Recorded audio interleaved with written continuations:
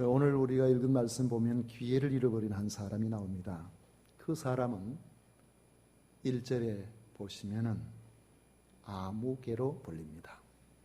사람이 이름으로 불리지 않고 아무개로 불렸다는 것은 슬픈 일입니다. 그는 기회를 잃어버렸기 때문에 그렇습니다. 역사도 그를 기억해 주지 않습니다. 그 아무개는 원래 룻을 아내로 삼을 수 있는 기업 물을 자로서 보아스보다 더 가까운 친족이었습니다. 그런데 스스로 자기 권리를 포기함으로 아무개라고 불려지게 된 것입니다. 이 아무개와 보아스는 사뭇 다른 점이 있습니다. 보아스는 결단력이 있는 사람입니다. 자기 말에 분명한 책임을 지는 사람이었습니다.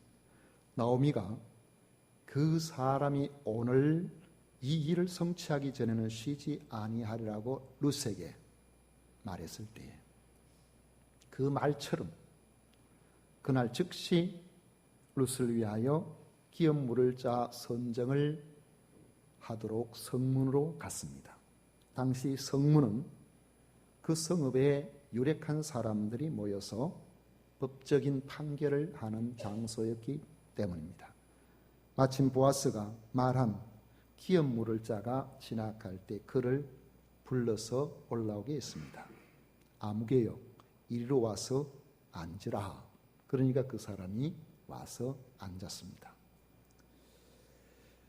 그리고는 성읍의 유력자들인 장로 10명을 증인 내지 판결자로서 함께 와서 그 자리에 앉게 했습니다. 보아스는 기업 물을 자 자격을 가진, 그것도 1순위 자격을 가진 그 사람에게 말합니다. 3절과 4절 보십시오. 보아스가 그 기업 물을 자에게 이르되 모압 지방에서 돌아온 나오미가 우리 형제 엘리멜렉의 소유지를 팔려함으로 내가 여기 앉은 이들과 네 백성의 장로들 앞에서 만일 내가 물으려면 물으려니와 만일 내가 물으지 아니하려거든 내게 구하여 알게 하라. 내 다음은 나요 그 외에는 물을 자가 없느니라 하니 그가 이르되 내가 물으리라 하는지라. 한마디로 말하면은 나오미가 가난해서 자기의 생계를 위해서 그 남편의 소유지를 팔려고 하는데 당신이 그 땅을 사겠느냐 하는 것입니다. 그래서 당장 그렇게 하겠다고 했습니다. 아마 나오미가 후손이 없으니까 어차피 내가 돈을 주고 산다고 해도 그 땅은 내 것이 될 것이라는 이러한 생각을 한 것으로 보입니다. 그런데 기업 물을 자의 책임이 무엇인지를 보아스가 다시 한번 그에게 자세하게 설명을 해줄 때에 생각이 달라졌습니다. 5절에 보면 보아스가 이르되 내가 나오미의 손에서 그 밭을 사는 날에 곧 이게 중요합니다. 곧 죽은 자의 아내 모압 여인 룻에게서 사서 그 죽은 자의 기업을 그의 이름으로 세워야 할지니라. 이 말을 하니까 그 설명을 들은 그 사람이 그렇다면 나 안 사겠습니다. 자기 입장을 철회해버렸습니다. 6절에 보면 그 기업 물을 자가 이르되 나는 내 기업에 손해가 있을까 하여 나를 위하여 물으지 못하노니 내가 물을 것을 너가 물으라. 나는 물으지 못하겠노라. 거절한 이유는 자신의 기업에 손해가 있을까 해서였다고 밝히고 있습니다. 나오미의 며느리 룻을 미처 생각하지를 못했던 모양이죠.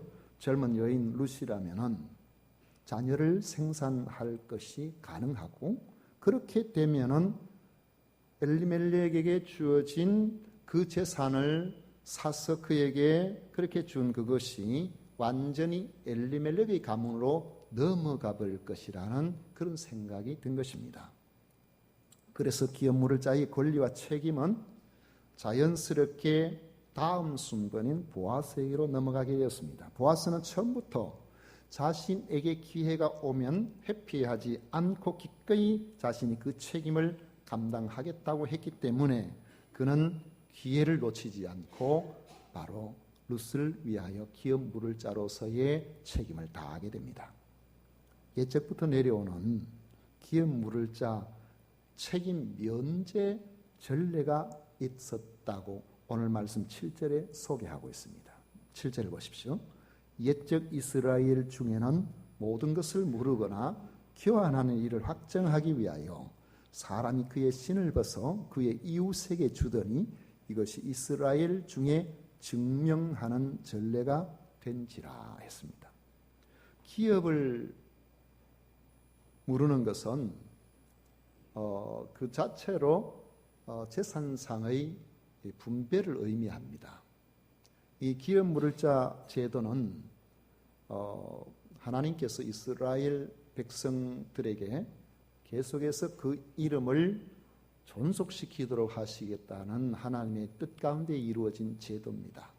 어떤 사람이 결혼을 했는데 자식이 없이 죽게 되면은 그 사람의 대가 완전히 끊겨버리니까 그런 일이 없도록 하기 위해서 그와 가까운 사람들이 아이가 없이 그냥 청산과부가 되어버린 그 여인을 취하여 자식을 낳아서 자식 없이 죽은 그 사람의 남편의 이름을 계속해서 이어내려가도록 하기 위해서 자신의 재산의 일부를 그에게 주어서 그 가정을 세워나가는 제도입니다. 여기에 제1순위는 가까운 형제들이고, 그리고 2순위는 삼촌, 그리고 3순위는 그 다음 사촌이나 이렇게 손수가 가까운 데로 이렇게 넘어가도록 되어 있었죠. 그런데 이런 제도를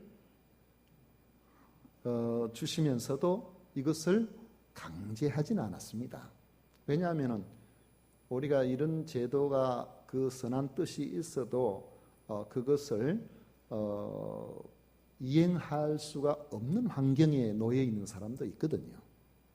경제적으로 아주 자기 한 가정도 살기가 어려운 이런 사람들이 이런 제도에 의해서 또 자기 살림을 나누어서 두 집 살림을 산다든지 이렇게 돼버리면은 자기 가족도 제대로 부양하지 못하는 이런 상황이 발생할 수가 있기 때문에 기업을 무르기가 싫다면은 기업을 무르기 싫은 그 사람은 책임을 면제할 수 있는 그런 방식도 성경에는 기록하고 있습니다.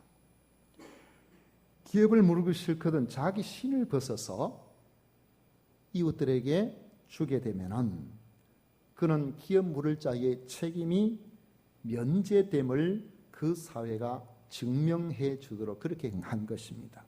그 대신에 그 사람은 기업 물을 자의 책임을 다하지 않은 사람으로서의 수치를 감내해야만 됐습니다. 신명기 25장 9절에 보면 그의 형제의 아내가 장로들 앞에서 그에게 나아가서 그의 발에서 신을 벗기고 그의 얼굴에 침을 뱉으며 이르기를 그의 형제의 집을 세우기를 즐겨 아니하는 자에게는 이같이 할 것이라, 이런 말씀이 있습니다. 그러니까 자기 형제를 가정을 참 뜻하지 않게 무너지는 이런 가정을 세우려고 하지 않고 자기 재산이 허비되는 것을 안타깝게 여겨서 기업 물을 자의 그 책무를 면하고자 하는 사람은 자기 신발을 벗어서 주면 되도록 했는데 그 신발을 벗어 주게 되면은 그런 책임은 면하게 되지만 사회적으로 저 사람은 가까운 형제의 어려움을 돌아보지 아니한 그런 사람으로서 부끄러운 이름이 되고 만다는 것이죠. 이 아무개 씨라는 이 사람은 자기의 책임을 감당하지 못함으로 오게 되는 수치, 이런 부끄러움에는 별 관심이 없었던 그런 사람인 거죠.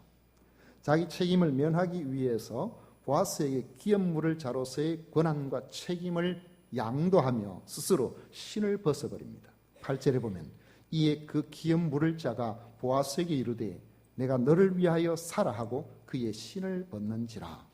보아스는 즉시 그 사실을 장로들과 모든 백성에게 확인시켜 줍니다. 9절부터 10절까지 같이 한번 읽어보실까요? 9절 10절 다 같이 읽습니다. 보아스가 장로들과 모든 백성에게 이르되 내가 엘리멜렉과 기련과 말론에게 있던 모든 것을 나오미의 손에서 산 이 일에 너희가 오늘 증인이 되었고 또 말론의 아내 모압 여인 룻을 사서 나의 아내로 맞이하고 그 죽은 자의 기업을 그의 이름으로 세워 그의 이름이 그의 형제의 중과 그곳 성문에서 끊어지지 아니하게 하며 너희가 오늘 증인이 되었느니라 하니. 이제 성문에 있는 모든 백성과 장로들이 말합니다. 11절 이하에 보면 성문에 있는 모든 백성과 장로들이 이르되 우리가 증인이 되나니 여호와께서 내 집에 들어가는 여인으로 이스라엘의 집을 세운 라헬과 레아 두 사람과 같게 하시고 내가 에브라스에서 유력하고 베들레헴에서 유명하게 하시기를 원하며 여호와께서 이 젊은 여자로 말미암아 내게 상속자를 주사 내 집이 다말이 유다에게 낳아준 베레스의 집과 같게 하시기를 원하노라 하니라 했습니다.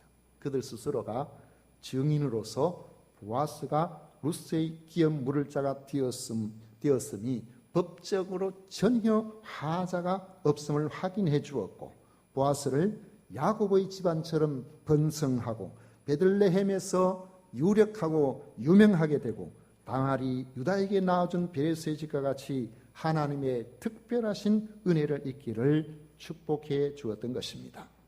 그들의 축복처럼 보아스는 메시아 가문의 위대한 인물로 역사에 기록이 됩니다. 하지만 한 사람은, 그 사람의 이름이 어떻게 됩니까? 아무개 씨예요. 그 아무개 씨는 이런 기회를 상실하고 아무개라는 부끄러운 무명의 이름으로 우리에게 지금도 알려지고 있습니다. 이들의 어떤 모습이 이런 차이를 낳게 만들었을까요? 두 가지 점에서 생각을 해보려고 합니다. 첫째로는 이기심과 이타심의 차이입니다. 기회를 잃은 아무개는 자신의 이해 타산이 인생 문제 결정의 중요한 지표인 사람이었습니다. 무엇이든지 투자 개념, 손해보는 일은 절대로 하지 않는 사람, 명예, 책임, 인애, 사랑 이런 단어는 그 자신에게 의미가 없습니다. 오직 내게 이익이 되는가가 중요합니다. 지금도 이런 생각을 가지고 사는 사람이 많습니다. 하지만 세상에는 당장 눈앞에 보이는 이익보다 더 중요한 것이 많이 있습니다. 아무개 씨는 그런 것을 볼 줄 모르는 눈앞에 보이는 대로 자기 재산, 자기 이익 거기에만 관심이 있고 그것만 보는 그런 사람이었던 것입니다. 그런데 보아스는 세상을 살아가는 방식이 다른 사람이었습니다. 다른 사람을 긍휼히 여기고 자기가 할 수 있는 범위 안에서 돕기 위해서 최선을 다한 사람이에요. 때로는 손해가 되는 줄 알면서도 옳은 일이라면 기꺼이 희생하고 책임을 지려는 그런 사람이었습니다. 3장 13절을 보면 책임의식이 매우 강한 사람이라는 것을 알 수 있죠. 자신이 룻의 기업 물을 자로서의 1순위는 아니었지만 룻의 장례를 위해서라면 기업 물을 자를 꼭 맺어주려고 애를 쓰겠다고 했고 그가 책임을 회피한다면 자기는 2순위지만은 그 책임을 미루지 않고 자기 자신이 감당하겠다고 분명한 언지를 주었습니다. 여러분 오늘 세상을 우리가 살아나가면서 많은 사람들이 힘들다 어렵다고 하는데 오늘 우리들의 문제가 무엇이겠습니까? 교회나 가정이나 사회나 국가에서 책임지는 사람이 별로 없다는 데 있지 않겠습니까? 이익이나 권리 주장에는 아주 강력하지만 정작 자신이 져야 할 책임을 지지 않기 때문에 사회는 혼란하게 되고 그만큼 사회적 비용이 높아지는 이런 비효율적인 사회가 되었다고 말할 수가 있을 겁니다. 여러분 생각해 보십시오. 부정직하여 뇌물이 많이 통용되는 그러한 사회는 결국에는 그 비용이 소비자나 생산자나 그 사회 전체가 다 떠안게 되어 있습니다. 그러면은 그렇지 않은 정직한 나라와 국가 경쟁력에서 우리가 밀릴 수밖에 없도록 되어 있습니다. 어떤 제품을 하나 생산을 해서 그것을 해외에 수출한다고 생각해 보십시오. 그 제품을 생산하기 위해서 하나의 제품을 위해서 만 원의 그러한 가치가 그 자본이 투자가 되어야 된다고 생각할 때에 그 10,000원을 가지고 연구하고 재료를 사고 그리고 그 공장을 지어서 생산을 해내는 그러한 제품과 그 10,000원 가운데서 1,000원은 허가받는데 누구 좀 잘 봐달라는데 또 1,000원 들고 또 들고 한 3,000원은 엉뚱한 데다 들고 막상 제품을 만드는 데는 7,000원밖에 투자가 안 된다면 어찌 이 국가적인 이러한 서로 경쟁관계에서 좋은 제품을 생산할 수가 있겠습니까? 우리나라가 뇌물이 많은 그런 부패지수가 세계에서도 거의 최하위권에 지금 속해 있다는 것은 우리가 잘 아는 거죠. 최근의 뉴스를 보면 대우조선해양 부실 사태와 관련해서 국책은행이라는 산업은행의 대출 행태를 보면 왜 젊은 사람들 우리나라에 이렇게 살아가기가 참 힘든다. 우리나라는 나라 돈이 눈먼 돈이라고 그렇게 비아냥거리며 국가적인 자긍심을 갖지 못하게 되는가 하는 그런 생각을 하게 만듭니다. 한 기업의 차장 한 사람이 8년 동안 180억 원을 횡령을 해도 발견하지 못했다는 것은 그 사이에 알게 모르게 깊은 먹이 사슬이 존재하고 있다는 것을 생각하게 만들어준다는 것이죠. 그리고 이런 회사에다가 4조 2천억이나 되는 이런 신규 지원을 해주고 그래서 국책은행이라는 이 은행이 부실하게 만들어져서 과연 거기에 예금하는 사람이 우리 돈을 찾을 수 있을까? 이런 걱정을 하게 만들어 놓고도 책임지는 사람이 없다는 거죠.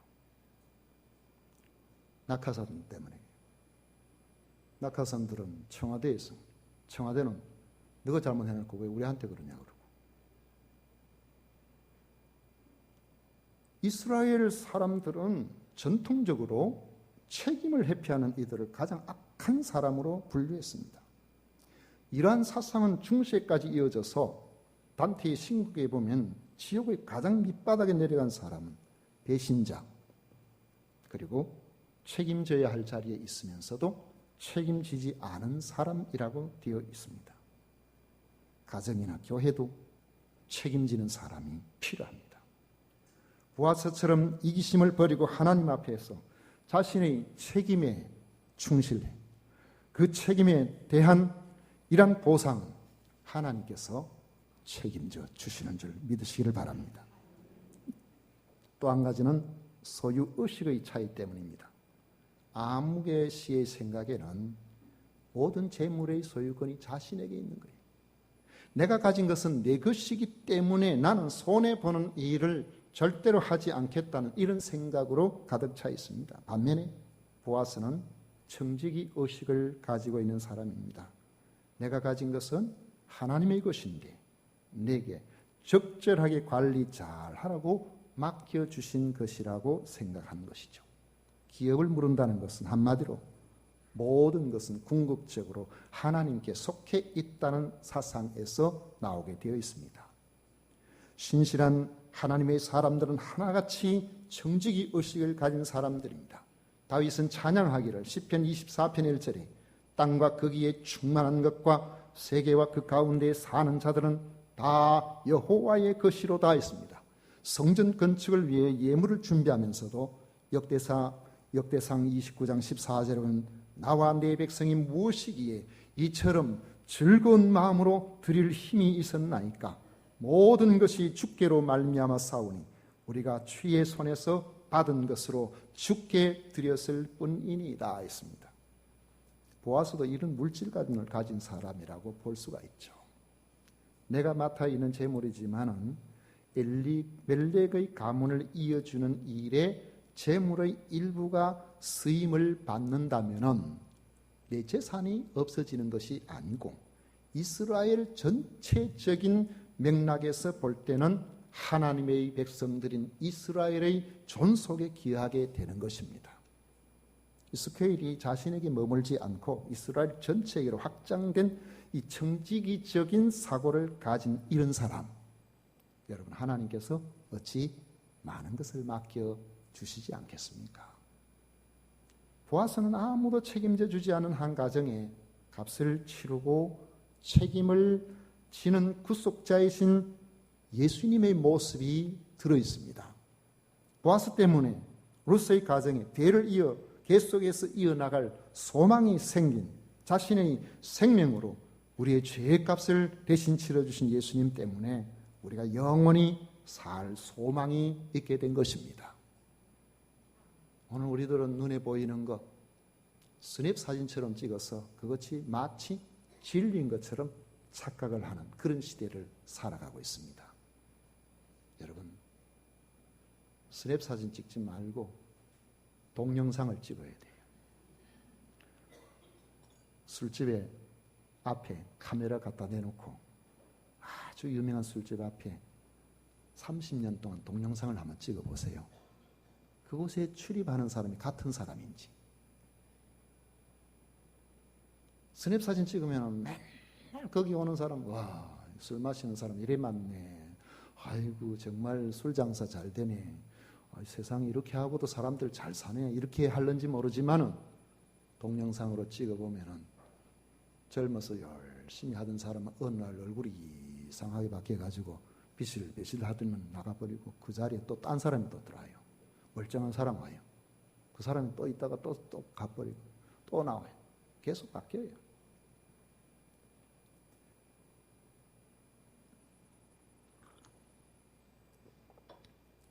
제가 우리 어머니 이제 엄마 돌아가시고 장례를 치르고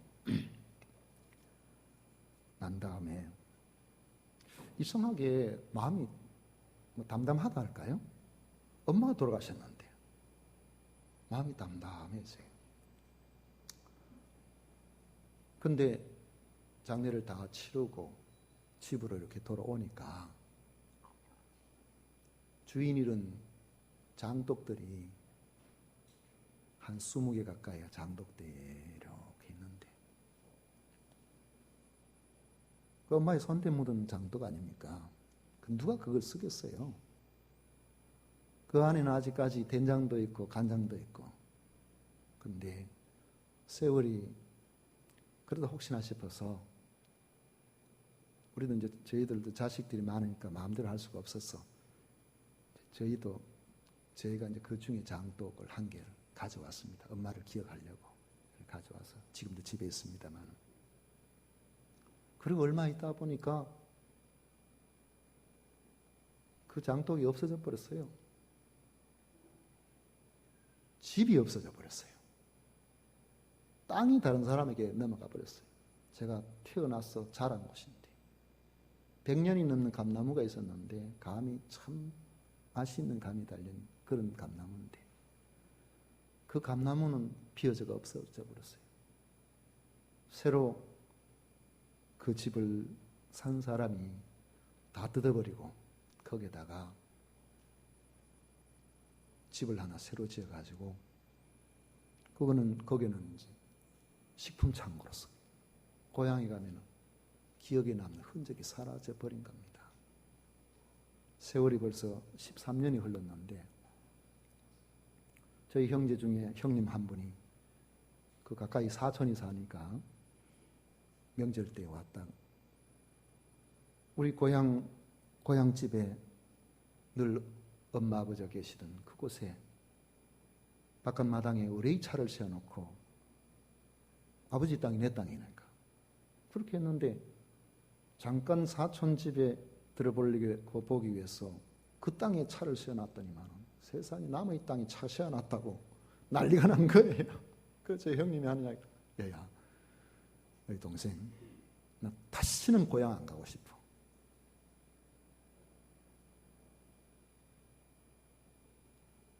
우리 아버지 엄마 살던 그곳에 차를 세워놨는데 세상에 그 차 빼라고 그렇게 내가 수모를 당하고 난 다시 고향 가고 싶은 생각이 없어졌어.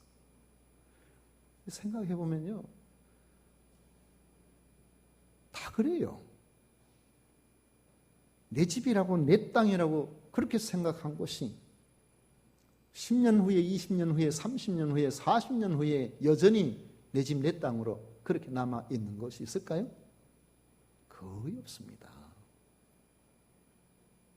다산 정약용 선생이 자기가 군수로 있을 때 그분은 조사를 잘하고 정리 잘하는 분이거든요. 해보니까 100년 사이에 집 주인, 땅 주인이 최소 5번 바뀌더라는 거예요. 그게 우리가 생각하고는 소유입니다. 우리가 가진 물질이에요. 이것을 우리가 생각해 보면은 얼마나 우리의 삶이 허무해집니까? 염세적으로 바뀌어질 수 있잖아요. 어차피 10년 후에 20년 후에 이런 생각을 하면 우리가 살 맛이 어디 나겠습니까? 이걸 좀 잘 알았는지 뭐 그래서 그런지 몰라도 그 전에 어떤 개그 프로에 보니까 돈 좀 벌었나 어쨌나 그러다가 소고기 사 먹겠지 그러다. 소고기 사면 뭐 어떠는지 모르겠습니다만 그런데 우리에게 영원한 기업이 되시는 예수 그리스도로 말미암아 헛된 세상을 살아감에 있었어도 헛되지 않은 마음을 우리에게 하나님께서 허락해 주신 겁니다. 산소의 어머니를 모시면서 엄마 천국에서 만나요. 천국에서 만나요. 우리는 만날 곳이 있어요. 우리는 이 땅이 영원하지 않은 것을 잘 압니다. 우리는 머지않아 하나님께서 예비해 놓으신 그 소망의 자리, 그 소망의 나라, 그것이 우리들에게 주어졌다는 것을 압니다. 우리는 전혀 그 나라에 들어갈 자격이 없었지만 우리 주님께서 우리를 대신해서 우리의 기업을 무르기 위하여 자기 생명을 바쳐서 우리에게 영원한 기업을 허락해 주신 것입니다. 그래서 우리가 이 땅에 사는 동안에 번연히 압니다.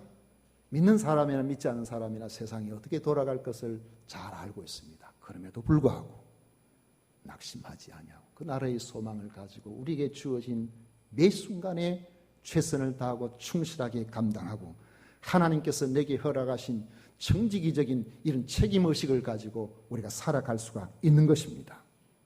보아스는 세상적으로만 보면 손해될 일을 선택했습니다. 그러나 멀리 보면 그의 선택은 축복의 선택이었습니다. 마찬가지로 우리는 이기적인 당견을 버리고 하나님 나라와 그 의를 위한 정직적인 책임의식을 가지고 이웃을 돌아봐야 됩니다. 성도의 가정들을 돌아봐야 돼요. 아내의 가족을 돌아봐야 돼요.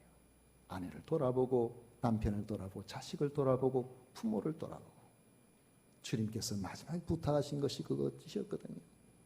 너희가 진정 내 제자라면 서로 사랑해라. 함께 더불어서 책임지며 그렇게 살도록. 이 사랑이라는 것은 사랑합니다. 사랑합니다. 교회 나와서 한 번씩 말하는 그게 사랑이 아니고 그 사랑의 실천장은 희생입니다.